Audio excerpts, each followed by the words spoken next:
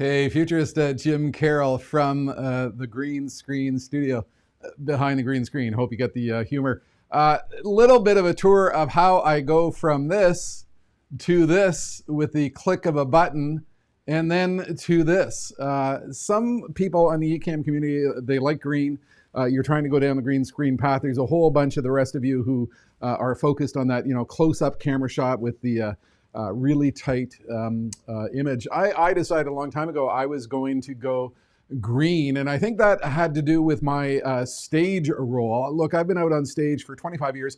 I would walk onto some incredible stages in Las Vegas. This one was for Burger King's Global Franchise Conference, and they literally built the stage of the Enterprise from Star Trek because they had Leonard Nimoy in the event just before me. So, I mean, I'm used to walking out to big, glorious stages, and obviously with the global pandemic, it's all changed, and I'm now stuck in my basement.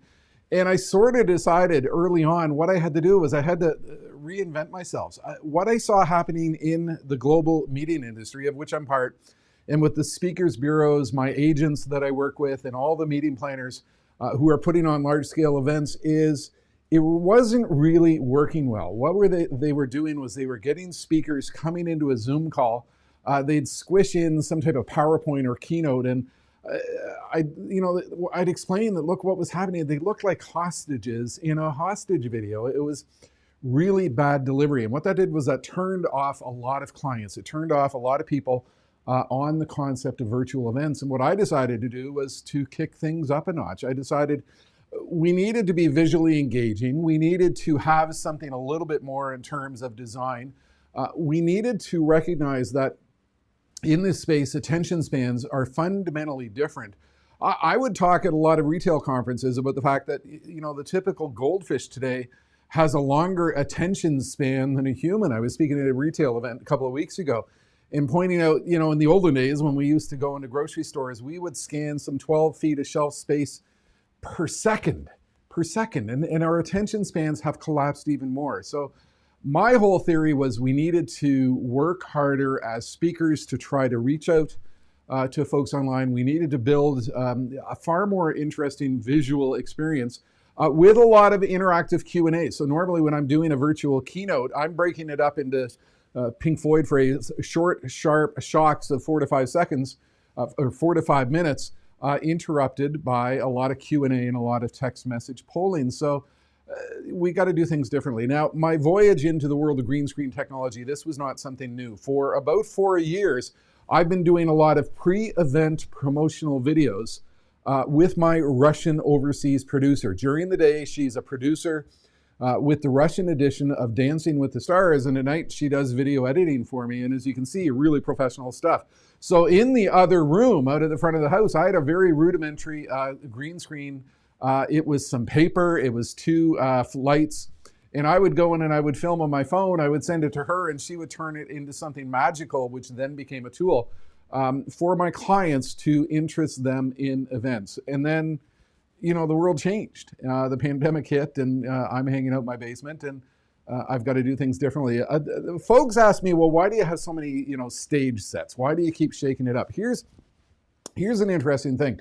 Since August 2016, consistently, every single morning, the very first thing I do with my morning coffee, I'm an early riser, 5 a.m. Toronto, Canada time, I take some photo from the stage somewhere, and I put some sort of motivational or inspirational or future-oriented quote. I've been doing this every single morning. I have not missed one morning since August 2016. So it used to be a lot of stage photos. And then with the pandemic, for my daily inspirational quote, I needed material. I needed, interesting backdrops. So that's part of what has been driving me as well, to shake things up a bit, to, get some different sets that I can use for this part of my content generation machine. And you can find that online, inspiration.jimcarroll.com. Every day I'm coming down here and I'm, filming something, not just to get better at it, but also to generate some content for my blog. So that's why I keep shaking up the stage sets. Everybody's asking, where do you get the sets? Envato.com, Envato Market, my primary source. I'm paying good money for a lot of these. There's folks out there who design these things, and you can truly do some magical things. And it gets a little bit weird. You have to figure out, you know, in a green screen studio, how can you walk? How do you place yourself? There's actually some tape marks along the floor here to give me a little bit of a sense of what I'm doing, but it also has to do with my previous life. I mean, I would have an AV check and a stage check early in the morning and understand the parameters, the dimensions of my stage, and where I was allowed to walk in terms of, you know, not losing the light or losing the camera angles, things like that. So, I mean, 25 years of doing this type of thing and bringing it into your basement has been an absolutely fascinating experience. So I'll give you a little bit of a tour of where we are right now. One thing I've been trying to do is I've been trying to get my Osmo Pocket stabilizer gimbal camera working with Ecamm, and can't quite do it yet, but I'm not giving up. I might just go buy a new device so I can do actually live video in here. But let me show you what's going on. Now we're in Mississauga, Ontario, Canada. This is a suburb of Toronto, and it's actually my basement. My wife's going to be pretty ticked at me because I didn't clean up all the clothes. That's my clothing rack hanging over there. But you know, it's a big basement room. It used to be the son's Xbox room. It was a gaming room with a lot of insulation in the ceiling because we were trying to hide the sound. And what we actually did was we started out by painting one wall green. And then I got a wide angle camera, discovered I could have a floor, so we put something down on the floor. And all of a sudden I could walk around and pace around the room like that. And I actually just got a new Canon lens without budgetary approval from the chief financial officer, little inside joke there. And we actually have to paint a little bit more of the wall. So I'll give you a tour of what we've got and all the different components that are in here. One thing I've discovered is as you do this, people really like the behind the scenes stuff. So I recently, for example, hung a really cheap webcam, 60 bucks on Amazon, up on some of the rigging there. So I could do this thing, you know, hi, I'm way back here, just to give people a little bit of a sense of the scope and scale of the room here. You know, it's kind of fascinating. And I keep working away. Look, I got a stage. I could actually walk back and forth across this particular set on my stage. The challenge with this, obviously, is number one, it can look fake. Any traditional television producer is going to look at this and go like, you're pushing it way too far. And then getting the proper scale, placing the size of the images onto the stage so that I appear relative to what's going on. Then there's a big debate, like, is this overkill when somebody's watching a virtual keynote through their iPhone? I don't know. I think we live in a disruptive period of time. I think we're going to be here for quite some time. Despite the prevalence and, you know, eventual emergence of a vaccine, there's something happening with the global meeting, event, and conference industry. So, you know, this is the path I'm going down. Some people like green, some people don't like green. Green is my thing.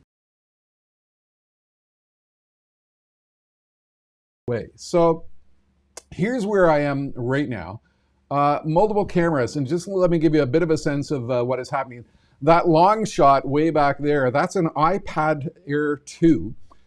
Which is sending out a signal via NDI, showing up as a camera source in Ecamm. That device up there is a webcam. It's actually being fed into a 2012 Mac Mini.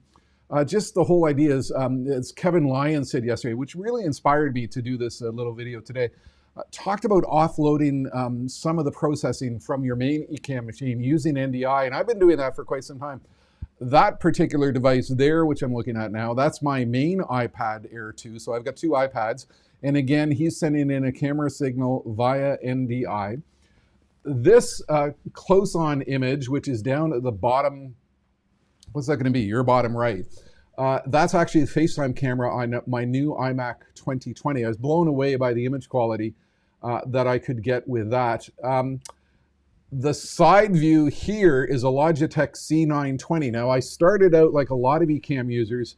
What I was doing is doing it on the cheap, and I was trying to do stuff with webcams. And if I go back and look at my second show, my first show, I had some really lousy production. I mean, the images were blurry.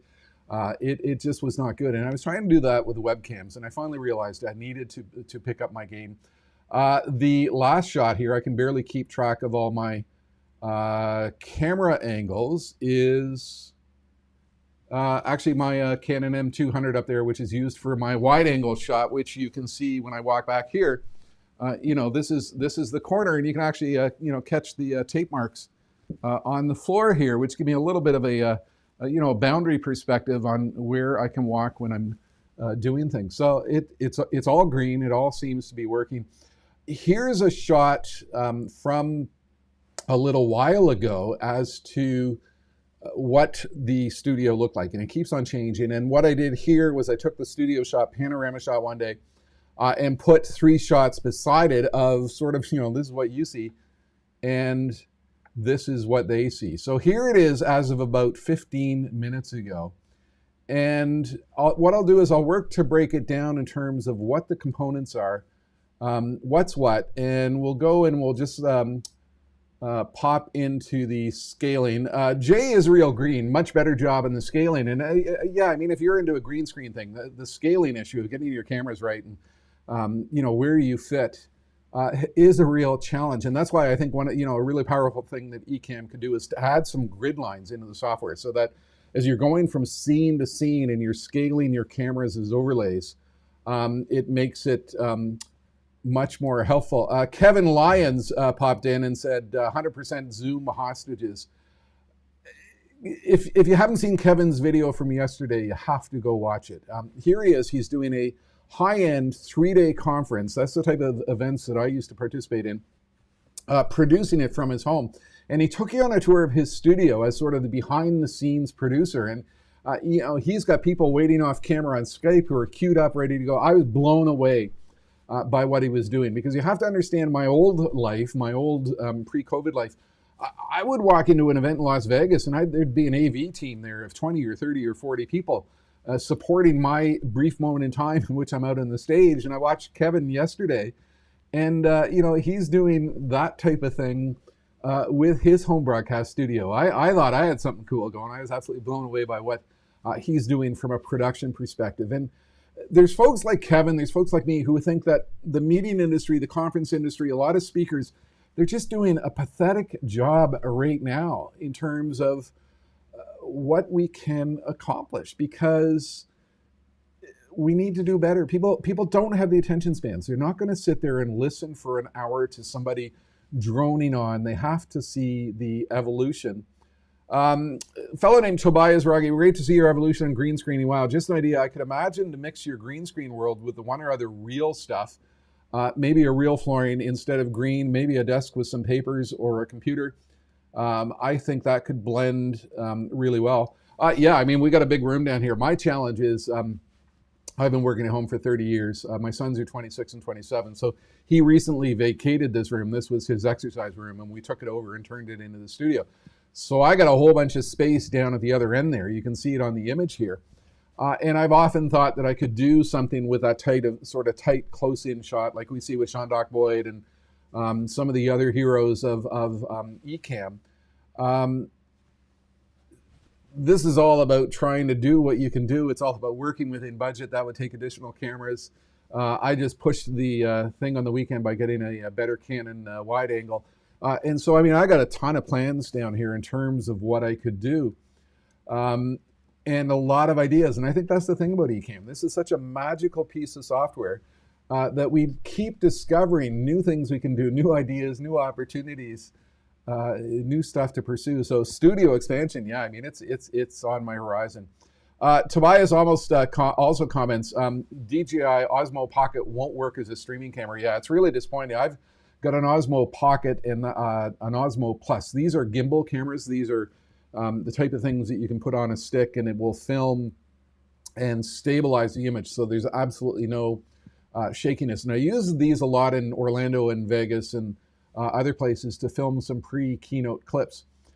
It's really disappointing they don't have capability to pump out an NDI signal or other. So if anybody has any ideas on alternatives to Osmo, stabilizer camera, don't want to do it with my phone, and I'll explain why that's the case in a moment. Just a separate stabilizer camera that has a gimbal that can pump out via RTMP or NDI. I'm a Linux nut. I got a lot of Linux servers around the house as well. So I've been fooling around with NDI to RTMP and all kinds of different servers to do various things.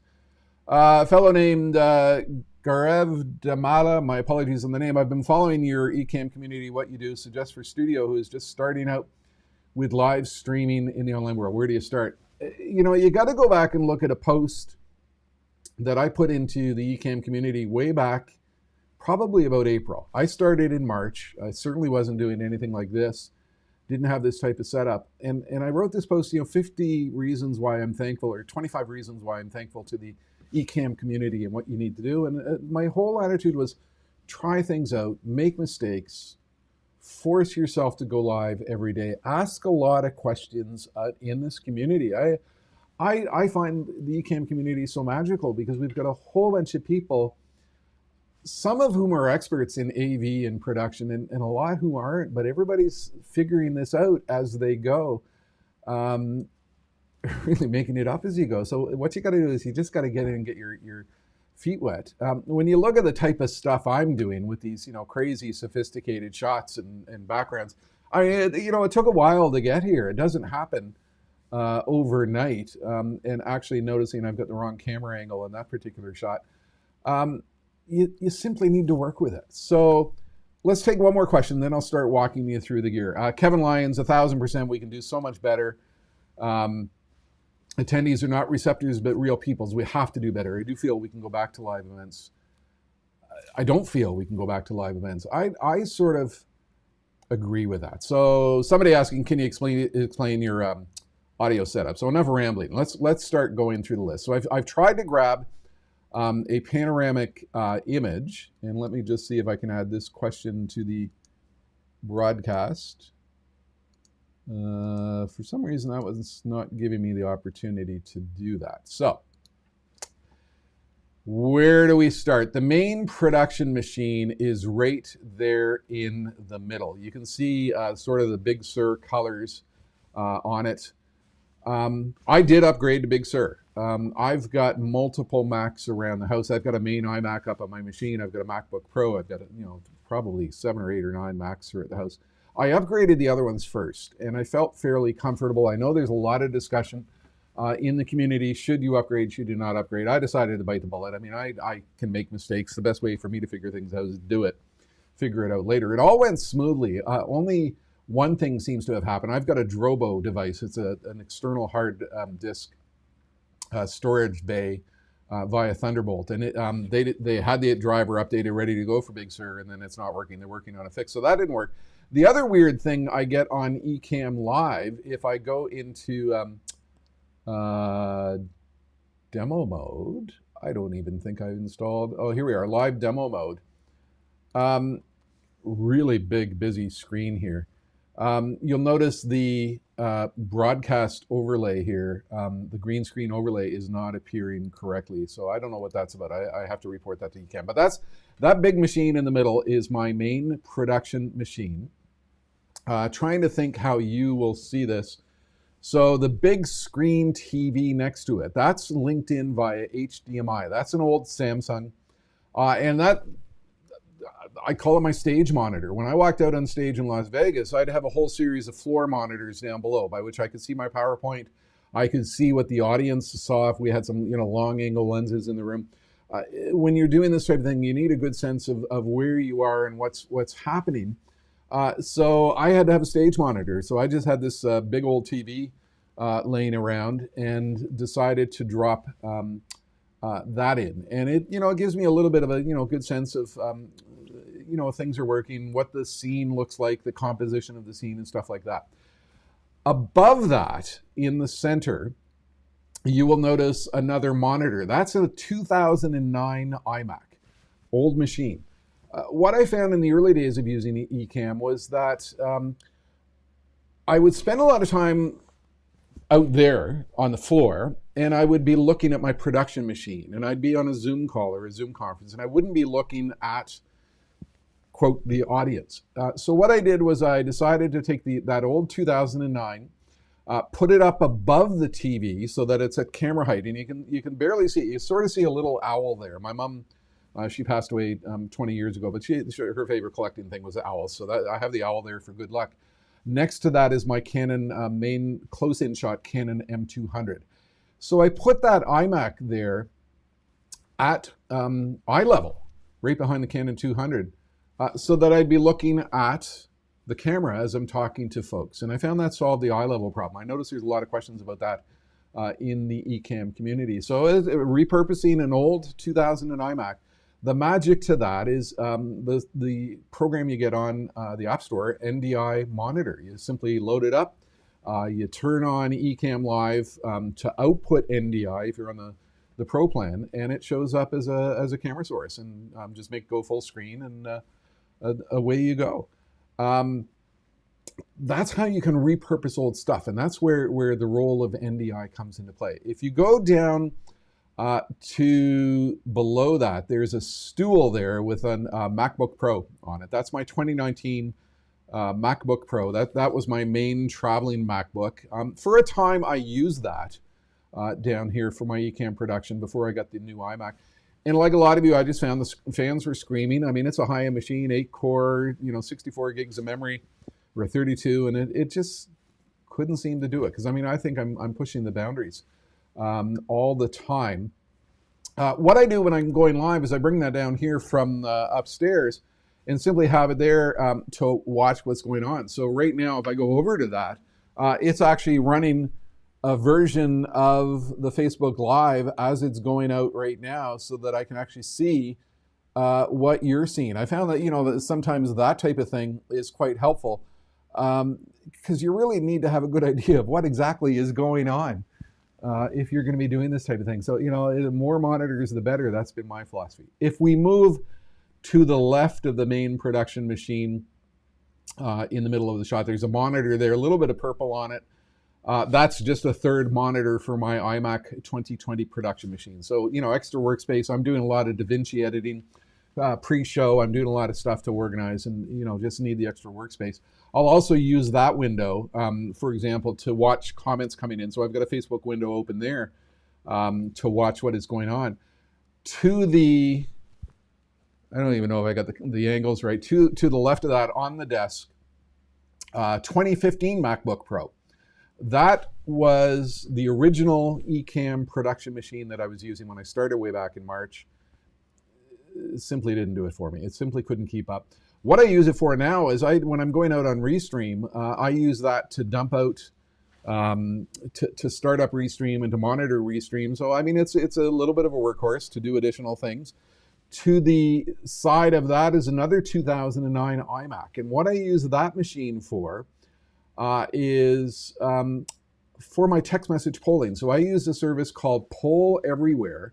And what it does is it lets people respond to questions via their cell phone. And it appears as a full screen. I should have queued that up here to make that work. I might actually be able to add that if I've got a poll set up live. So if I fire up Ecamm, we can pull it in.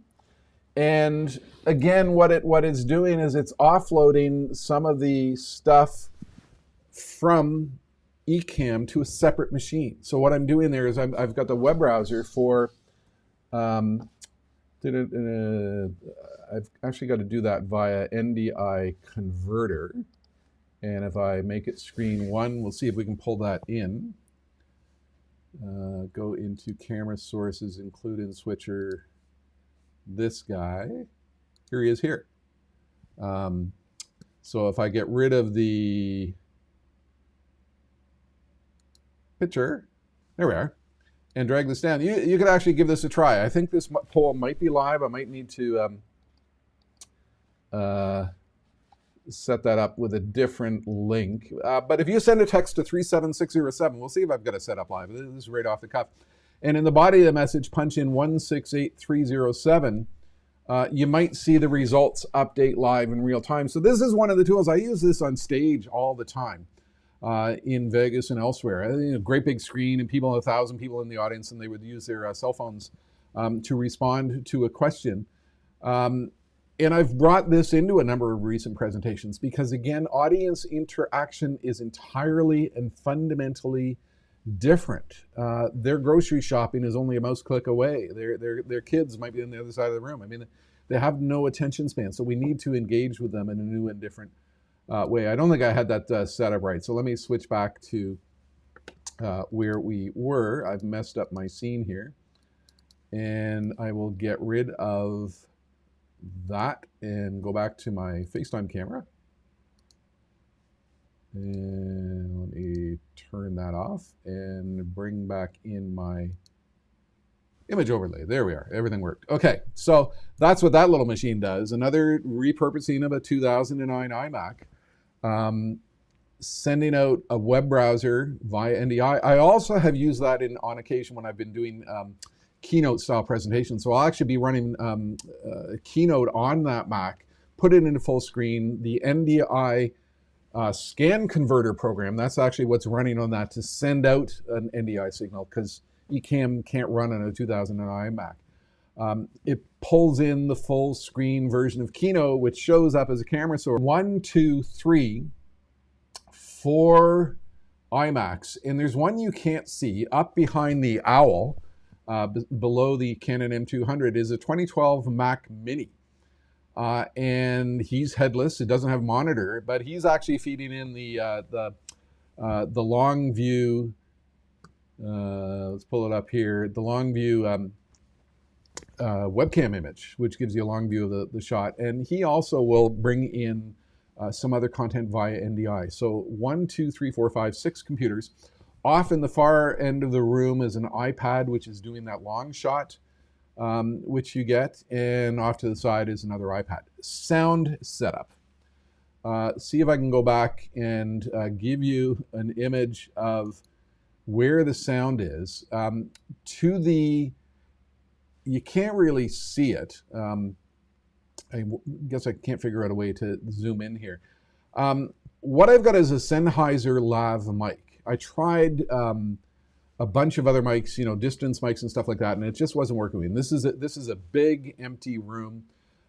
There's no real sound padding. And when I'm back here, and if I'm trying to hang a mic from the ceiling or something like that, I'm just getting a ridiculous amount of effort. I tried a Rode Mic Pro, and it failed right out of the box. I had a product failure, so I sent it back to them. So actually what I've got is a Sennheiser Lav, and I've got a Xenix 302 USB mixer. I was trying to feed the Sennheiser Lav mic directly into the iMac, and it wasn't working. It was getting tinny. I was getting these weird phasing issues, and I got this new mic, and it seems to be working a lot better.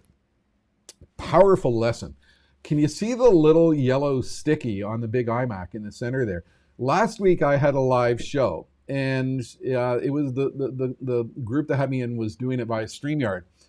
And my head was cut off. So what I did was I actually went and I shifted the angle of my iMac. My sound mixer with the mic plug-in was just below that. And I guess I bumped it and we lost my sound. It went all bad. It went all weird. And you never adjust anything before you go live. Lesson learned. And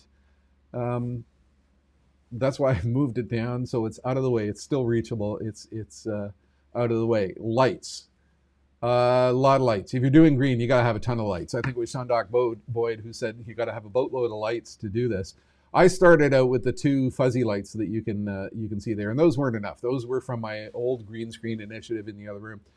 So right now I've got 1, 2, 3, 4 really powerful lights. The brand name, I can't think of it right off the bat, but it's again the one Sean Doc Boyd. If he recommends gear, go and get it because it's good. So I bought that. I think it's Newer or something like that is the name. 2 soft lights. And then you'll notice I've got a lamp on the floor, a lamp above one of the computers, and those are actually old Hue lights that I had. And I've simply used those to highlight my face a bit more, and then I've actually got an old Manfrotto LED light right above the screen so that I can, light this a little bit better. But the whole thing is you gotta have lights. You really gotta have lights. You gotta have more lights than you can imagine. And then I didn't really frame this picture right, but up at the ceiling you can see there's a big hole there. There's a couple of LED lights there that replaced fluorescent lights because I'm constantly dealing with the challenge that my hair is glowing, and people are telling me that's the bounce off the wall behind me. And you can't really see it in this image, but I actually have up there a device. If I zoom out on the lens a little bit, if I go to this screen and bring the wide angle out, you can see this guy hanging down. What I do for some shows is I've actually taken my iPhone 10 and I stick it up there and feed an NDI signal down to the main production machine here, just so that, like I said, people are loving this, behind the scenes thing. Even when I'm doing an event, I'm talking about the future, talking about this, future of healthcare or future of retail. People are still kind of like, wow, tell me about your green screen. Some other interesting things you'll notice: green, with the mouse. Get the mouse out of the way. This is my desk area, and with my new wide-angle lens, it was starting to capture that. And so what I needed to do was simply stick down some paper, and look at that, like it's gone. That's how good Ecamm is at removing some stuff. Masking of edges, I use a lot of that to manage. You can see, down on the one side of the screen, I've got a little tripod leg, so I didn't set that up. But just paper. And then over here on this wall over here with my new wide angle lens, when my wife painted, that was the end of the line here. And all of a sudden the wide angle lens was pushing out a little bit more. So I had to stick some paper up, and she went to get some more green paint so we could do it correctly. So I'll continue the tour in a moment. Just a couple of other questions. Grav's back. I'm sorry, I'm not really good with your name. You do this all alone, or you have any support team to manage all that back end? No, it's me. It's me, myself, and I. And this is the thing. When I would walk out on stage, like there were teams of people that supported my hour out there. And now it's me. And so things I've done to get to this point, where I can walk back here and have the confidence of, I can go live and I can walk around and do stuff like that. I've forced myself to go live every single day or every single second day. I come down here after golf. There's been a lot of golf with the pandemic. And put together a little show, pull together some scenes, put together a little show, put together a storyline, and go live. Simply to test stuff out. And that's not to say that it's all gone perfectly. I've had some disasters along the way. I've had some really rocky situations. I've had moments where things have gone wrong. And I think that's, part of the whole process of what you need to do to succeed in this live environment. And I think my challenge is a little bit, more extreme than those folks who are doing, single camera shot, close in with some really cool set design behind them, and involving LED lights. But they're stuck on that. My shows, my keynotes, the things I'm doing are sort of linear: scene, scene, scene, scene, scene, and different scenes with different layouts, different camera angles.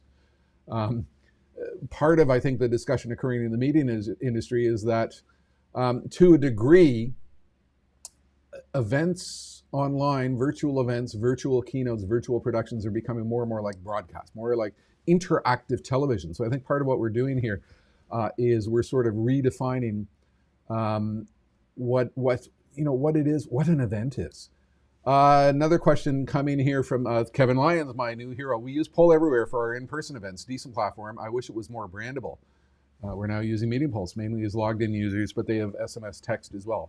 The thing is, there's a lot of really cool tools out there that you can add to your broadcaster, to your show, particularly once you start to pull in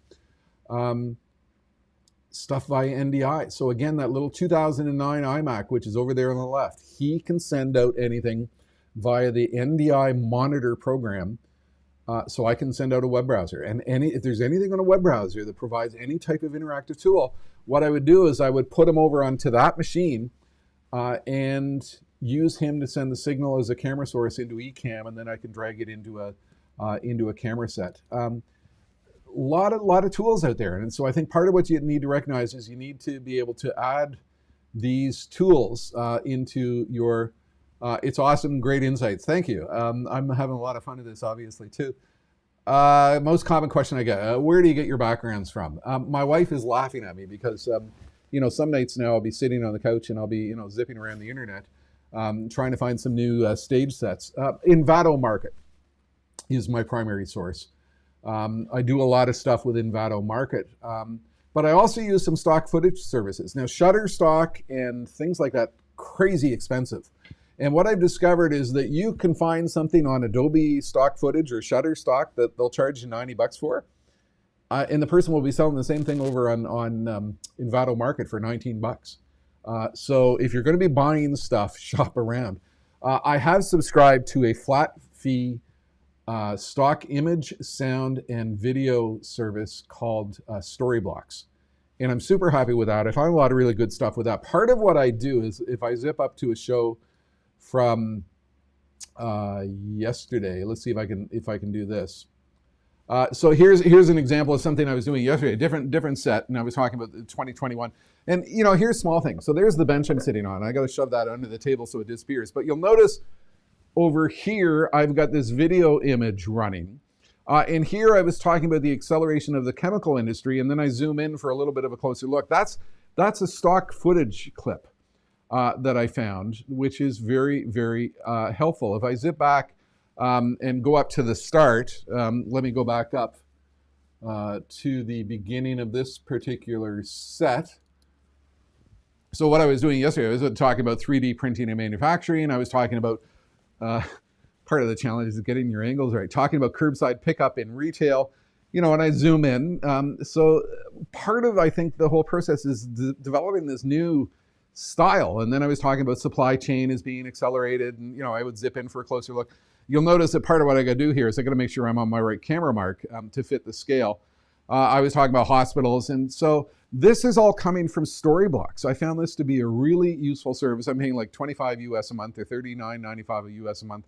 And that's just giving me additional video elements that I can drag into my presentations, which turn out to be really, really powerful. There's, the energy and oil and, just walking through. So that's what I was doing in my show yesterday. I was talking about, the fact I'm reinventing. Here I am down in my green screen studio. And, people liking multiple camera angles.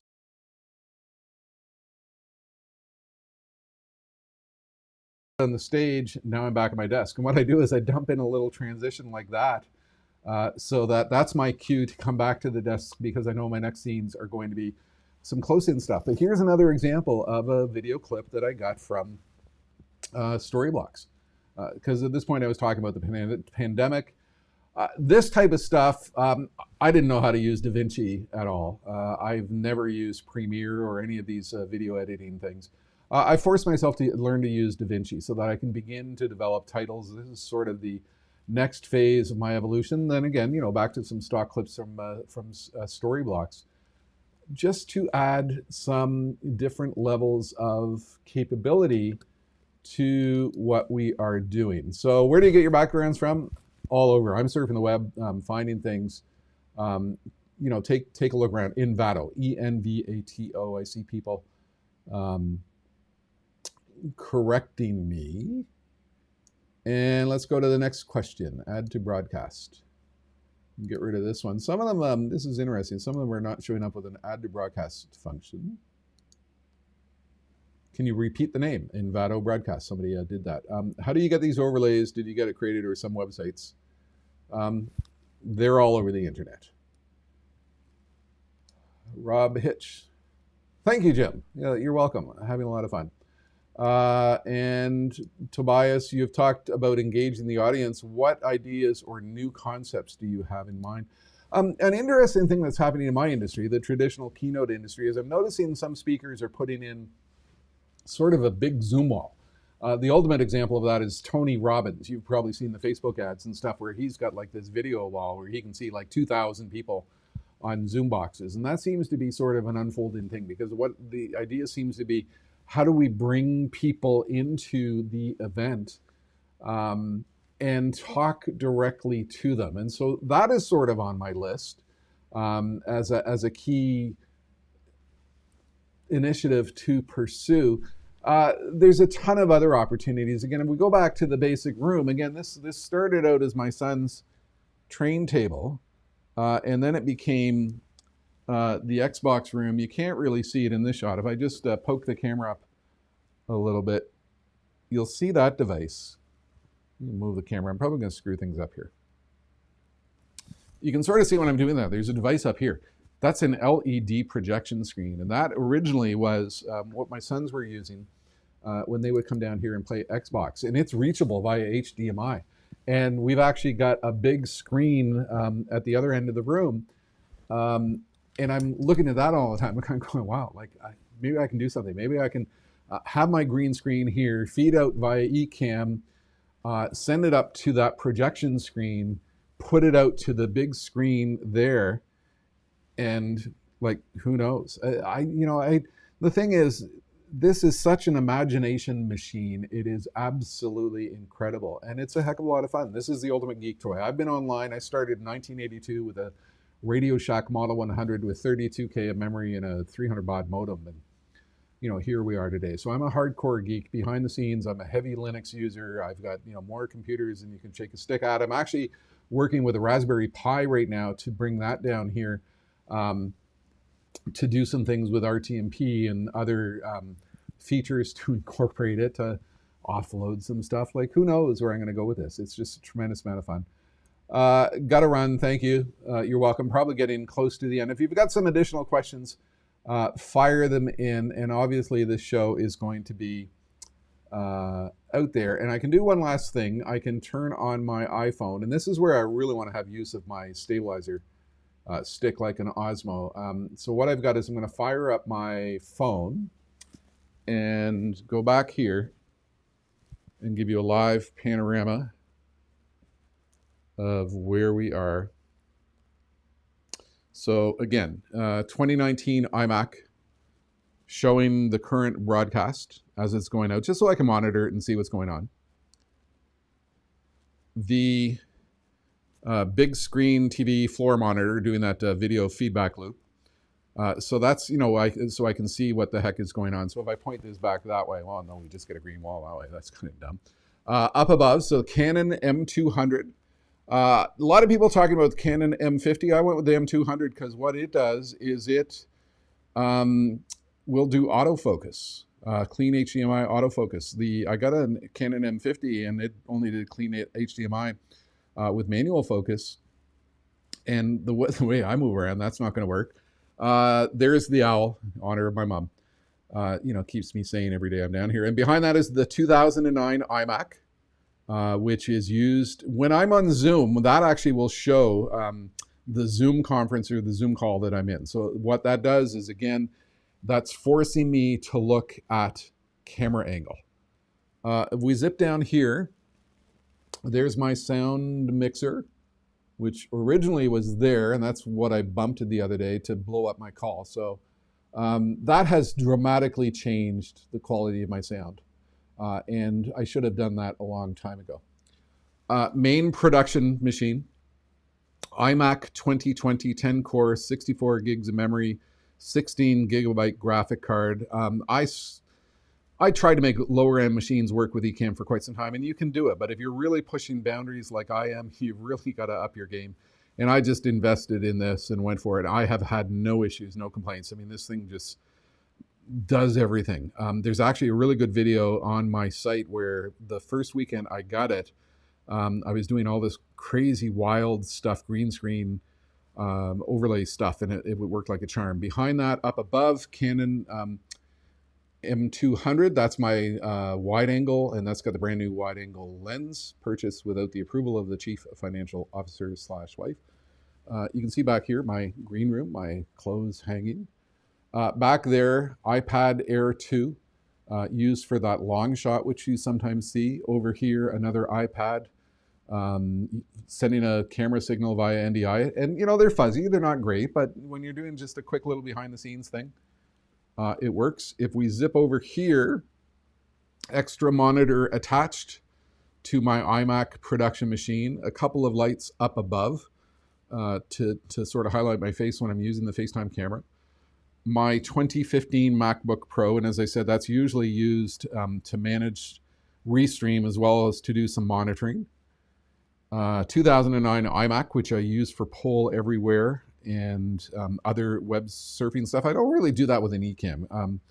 If I'm hitting a website that I'm just sitting on that website, a couple more lights, lots of lights everywhere. And if we zip around this way, lots of green. The overall space is maybe 9 by 12, 11 by 12, 11 by 13. And everything you see in terms of what I'm doing is crammed into that tiny, tiny little space. So I'll close off in a moment here. We'll see if there's a couple more comments. Thank you for coming in. Kevin Lyons, thanks for all the inspiration. We built our studio to pivot to live events to save their events. We now want to produce our own content events. What are your best tips for producing meaningful content? Look, as you know, being in the speaking industry for 25 years, I mean, I've been hired and brought in by organizations like the World Bank, NASA. NASA's had me in twice. They had me in for an event. I'm actually looking at the wrong camera here. I'm going to switch this up to the FaceTime camera, so I'm looking at the right spot. Let me drag in a little bit of a backdrop here. There we go. NASA's had me in twice for a talk about the future of space. Disney had me in for a talk about how to be creative. I mean, Disney, for crying out loud. Mercedes-Benz had me in for a talk about the future of self-driving cars. So I'm not just doing like stuff, you know, cool green screen stuff. I do a tremendous amount of research for every single talk. So a good example of a gig that I recently have, I'm going to be talking to a West Coast US pizza chain virtually called Roundhouse Table Pizza. And they brought them into the studio last week and said, you know, here's what I can do, and we can spice things up a bit, and let's talk about your industry. And I actually use a very hardcore research service called Dow Jones Factiva, and I will go in there and I will grab, you know, give me every single article that has mentioned the restaurant industry and COVID-19, and I will scan through those 1,000 articles to find concise insight about how this industry might be redefined in the future. So there's a tremendous amount of insight that goes into every single event. So Kevin, I know you work in the healthcare industry, specifically with within the nursing industry. I mean, I've done tremendous number of healthcare talks over 25 years, future of healthcare, telemedicine, bioconnectivity. I think people are looking for that insight of how their industry is going to unfold. And that's why, if I can find the slide, in my show yesterday, what I'm hammering home in terms of my promotional materials is the speaking topic, 2021, what to expect when your future is unexpected. I think people are now beginning to clamor for insight as to what's going to happen in the future. So people are starting to come back to the table in terms of understanding what's going to come next.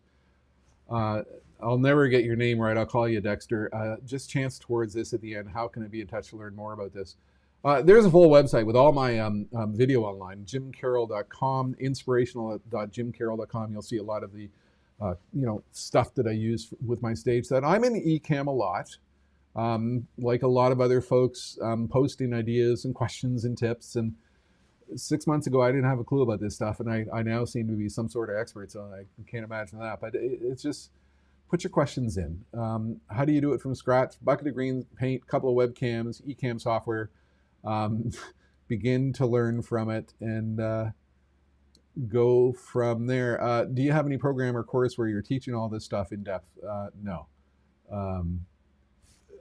This is the first time I've gone live like this to sort of show what I have, and you know, I'm normally working on building the business in terms of what I'm doing with keynotes and stuff like this, but I'm coming in and posting stuff to Ecamm on a regular basis and doing a video every day or second day that goes up on my website and goes out to my social media channels, Twitter @JimCarroll, Futurist Jim Carroll on Facebook, LinkedIn, I'm on there, I'm on Instagram, I'm on Pinterest, I'm on Flickr, all over the place. So you can certainly follow me. So thank you for tuning in, and hopefully you've enjoyed it. And let me know your reaction. And this will be archived, and you can watch it later on. So have a good one. It's good to see you. Have a good day.